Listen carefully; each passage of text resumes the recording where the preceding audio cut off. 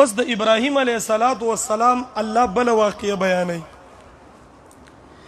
واقعه ځینې مفسرین لیکلي چې دا واقعه ولې رااله، نو ځینې مفسرینو دا لیکلي دي چې یو مرداره وه، یو جسم و، یو بدن و په اوبو کې، نو چې د اوبو چپې به وو په اوبو کې چې پروت و نو مهو خوړو.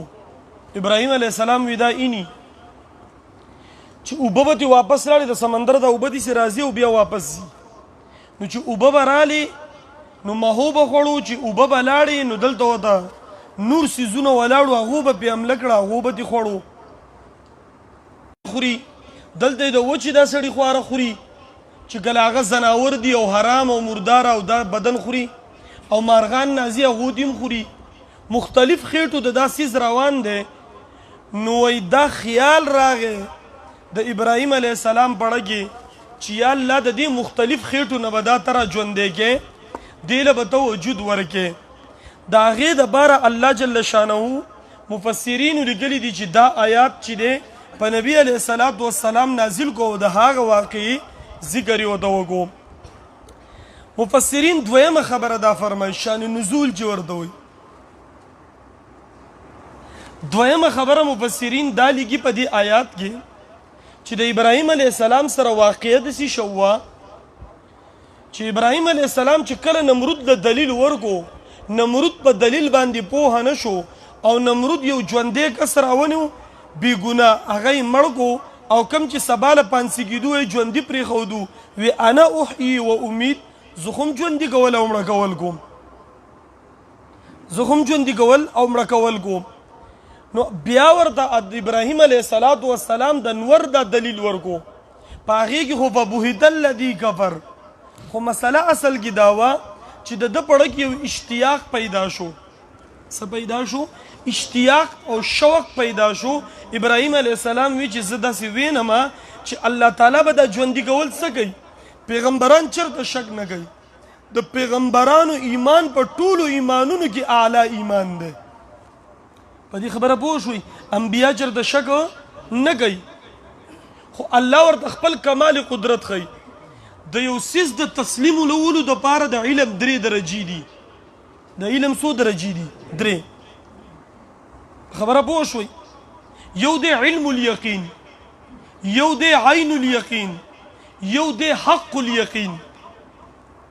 د کم شیز معلومات چې تاسو ته په علم باندې وشي که نه، دا دی علم الیقین. کم سیز چې تاسو په خپلو سترګو باندې وینئ دې ته وایي عین الیقین، او کم سیز چې په سړي باندې په خپله راشي دې ته وایي حق الیقین. عزیر علیه السلام په مخ کې الله تعالی خر ژوندی کو، دا دی عین الیقین، او عزیر علیه السلام په خپله الله 100 کاله بې روحه وساتو، دې ته وایي حق الیقین. اوس دې درجې ته د حق الیقین درجه دا د ابراهیم علیه السلام سره هم ورسره روانه ده. نو چې دا 2 واقعات رالو، الله تعالی ابراهیم علیه السلام ته ووی ای زما پیغمبره ته داسې کار وکړه 4 مارغان واخله. څو مارغان؟ 4 مارغان واخله، او دا 4 مارغان کیمه کا، صحیح کا، کیمه یې کا. دا 4 مارغان کم کم وو؟ بانګي وو، کارغه وو، کوتره وه، تاوس وو. څه څه وو؟ بانګي وو،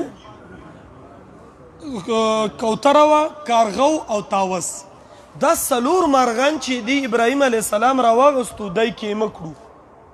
اوس د دې هر څه یې کیمه کړو، ټول اجزا او پارټس چې دي که نه په یو بل کې ننوتو، او چې دا کیمه شو، الله تعالی وی اوس د دې نه یوه برخه واله، اوس د دې نه یوه حصه واله، او 4 غرونه دي دی په منځ کې ولاړې، د هر یو په سر باندې ته د دې کیمې څه حصه کېده، 4 واړو غرونو باندې کېښوده، ډیرکۍ وې په هغو باندې کېښوده، او چې کله یې په هغې باندې کېښوده، د هغې نه بعد ورته الله تعالی ووی ثم ادعوهن، اوس راوبله دوی، ورته قم باذن الله.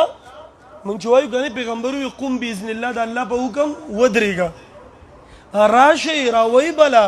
ابراهیم علیه السلام ورته د الله دپاره وایي د الله نوم ورته یادوي چې د الله په حکم باندې زما خواله راشئ.